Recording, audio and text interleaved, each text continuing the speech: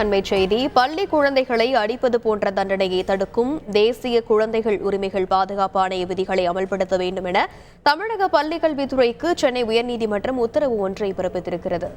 இது பற்றிய மேலும் விவரங்களை செய்தியாளர் சுரேஷ் விவரிக்க கேட்கலாம். வணக்கம் சுரேஷ், இந்த விதிகளில் என்னென்ன விஷயங்கள் எல்லாம் அடங்கும், மேலும் அது குறித்தான முழுவதும்.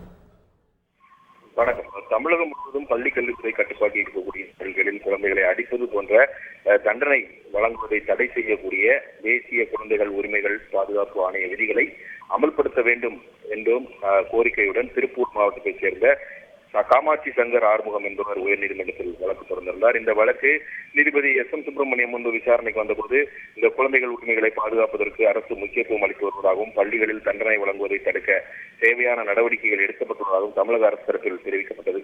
இதையடுத்து நீதிபதி பிறப்பித்த உத்தரவில் தண்டனை எந்த விதத்திலும் ஒரு குழந்தையை நல்வழிப்படுத்தாது எனவும் குழந்தைகளை பாதுகாப்பான சூழலில் வளர அனுமதிப்பதுடன் அவர்களும் தங்கள் கருத்துக்களை தெரிவிப்பதற்கு அனுமதிக்க வேண்டும் என்று தெரிவித்திருக்கிறார்.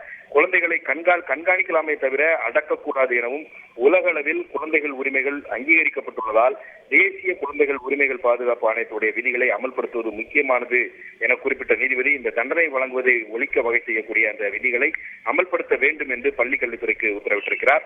தேசிய குழந்தைகள் உரிமைகள் பாதுகாப்பு ஆணைய விதிகளை அனைத்து பள்ளிகளுக்கும் மாவட்ட கல்வி அதிகாரிகளுக்கும் அனுப்பி வைக்க வேண்டும் என பள்ளிக் கல்வித்துறைக்கு உத்தரவிட்ட நீதிபதி இந்த விதிகளை பின்பற்றுவது குறித்து விழிப்புணர்வு ஏற்படுத்த வேண்டும் என மாவட்ட கல்வி அதிகாரிகளுக்கும் அறிவுறுத்தியிருக்கிறார். விதிகளை மீறி குழந்தைகளுக்கு தண்டனை வழங்கப்பட்டது தொடர்பாக புகார்கள் வந்தால் அதன் மீது அதிகாரிகள் நடவடிக்கை எடுக்க வேண்டும் என்றும் நீதிபதி தன்னுடைய உத்தரவில் குறிப்பிட்டிருக்கிறார். இந்த விதிகள் அமல்படுத்தப்படுவதை கண்காணிப்பதற்காக அனைத்து பள்ளிகளிலும் தலைமை ஆசிரியர், பெற்றோர், ஆசிரியர் மற்றும் மூத்த மாணவர்கள் அடங்கிய கண்காணிப்பு குழுவை அமைக்க வேண்டும் எனவும் நீதிபதி தன்னுடைய உத்தரவில் சுட்டிக்காட்டியிருக்கிறார். விரிவான விவரங்களுக்கு நன்றி சுரேஷ். செய்திகளை உடனுக்குடன் தெரிந்து கொள்ள உடனே சப்ஸ்கிரைப் பண்ணுங்க.